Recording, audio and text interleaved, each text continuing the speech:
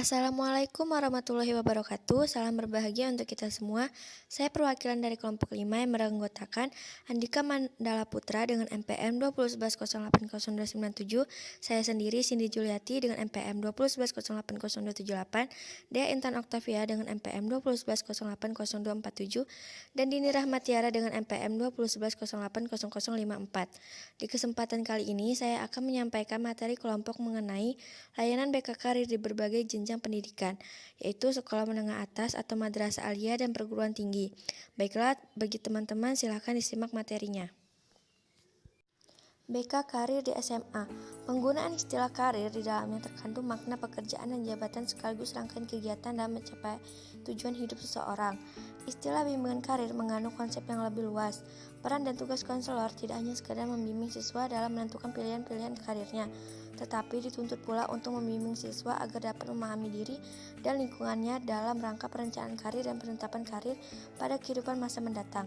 Dalam perkembangannya, sejalan dengan kemajuan dalam bidang teknologi informasi dewasa ini, bimbingan karir merupakan salah satu bidang bimbingan yang telah berhasil mempelopori pemanfaatan teknologi informasi dalam bentuk cyber counseling. Membedakan antara bimbingan karir dan bimbingan jabatan atau vocational guidance, bimbingan karir lebih menitik beratkan pada perencanaan kehidupan yang harus dimiliki terlebih dahulu, serta lingkungan sekitarnya agar mereka memperoleh dan memiliki pandangan yang luas dan positif tentang karir di masyarakat. Sedangkan bimbingan jabatan lebih menekankan pada layanan yang berpusat pada pemberian informasi pasar kerja dan jabatan. A. Tugas perkembangan remaja berkenaan dengan karir di masa depan. Masa depan harus direncanakan disongsong, bukan ditunggu. Penataan masa depan dilakukan melalui prosedur-prosedur tertentu, baik melalui pendidikan informal, formal, maupun non-formal. Melalui pendidikan di sekolah, siswa dibekali dengan berbagai pengetahuan, keterampilan, nilai, dan sikap-sikap tertentu. Bekal yang diperoleh siswa di sekolah bertujuan untuk mempersiapkan mereka memasuki dunia kerja. Proses pemilihan karir itu terjadi sepanjang hidup manusia, artinya bahwa suatu ketika dimungkinkan orang berubah pikiran. Haryadi membagi perkembangan karir manusia dalam 5 fase, yaitu yang pertama, fase pengembangan atau growth, yang kedua, fase eksplorasi atau exploration, yang ketiga, fase pemantapan atau establishment, yang keempat, fase pembinaan atau maintenance, yang kelima, fase kemunduran atau decline. Metode pelaksanaan bimbingan karir.